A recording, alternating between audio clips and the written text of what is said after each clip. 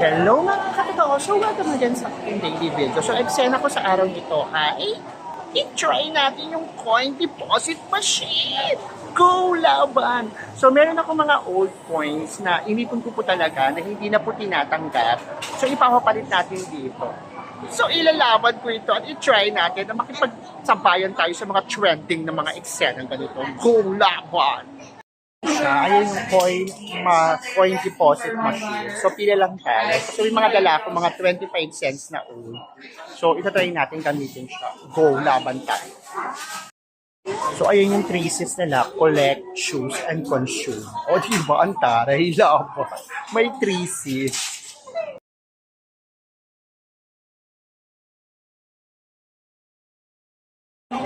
Hello guys, it's my turn na. Ito yung mga old coins ko. Ito-try ko lang siya para maki-keme lang tayo, maki-trending lang tayo sa mga coins ito. Go.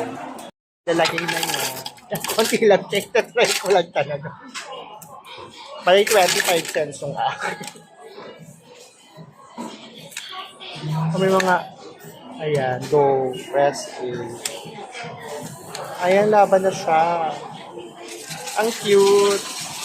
Magkano kaya yan?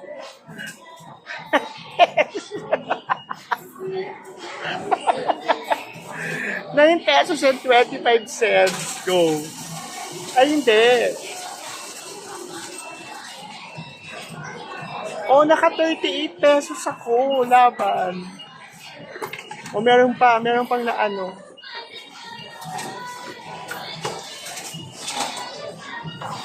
Oh, yun talaga. 38 pesos and 76 go. Hello guys, I'm done na po din sa coin deposit machine. So I'm done. Ito na po yung receipt at na-receive ko na rin po ito sa aking Gcash account. So nakakatuwa. Ang ganda. Natuwa ako in fairness. I'm happy.